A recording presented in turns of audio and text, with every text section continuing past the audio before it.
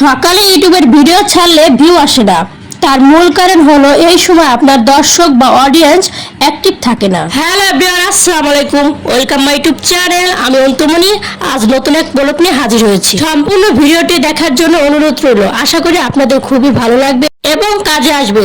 যারা নতুন অবশ্যই আমার চ্যানেলটিকে সাবস্ক্রাইব করে রাখবেন, আর যারা অলরেডি সাবস্ক্রাইব করে রেখেছেন তাদেরকে অনেক অনেক ধন্যবাদ। ভিডিও আপলোড করার পর প্রথম 1 থেকে 2 ঘন্টা খুবই গুরুত্বপূর্ণ। এই সময় ভালো ভিউ এবং ওয়াচ টাইম না পেলে ইউটিউবের অ্যালগরিদম ভিডিওকে আর অন্যদের কাছে প্রমোট করে না। সকালের দিকে মানুষ স্কুল, কলেজ, অফিস বা ঘরের কাজে ব্যস্ত থাকে, ফলে তারা ইউটিউব দেখার সময় পায় না।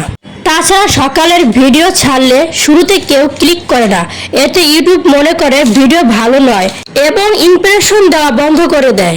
ইউটিউব স্টুডিওর অ্যাপে গিয়ে অ্যানালাইসিস ট্যাবে যান, যেখানে where are you viewers are you YouTube গ্রাফটি দেখুন।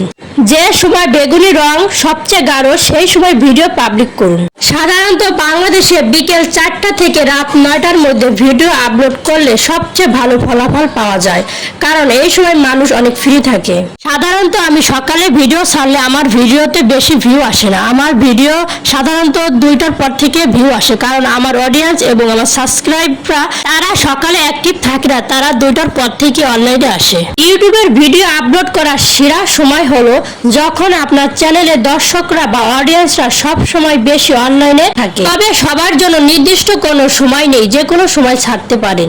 আপনি প্রতিদিন বা সপ্তাহে নির্দিষ্ট যে কোনো দিনগুলো ভিডিও দিন না কেন, 1টা 2টা 3টা, কিন্তু সব সময় একই সময় ভিডিও ছাড়ার চেষ্টা করুন।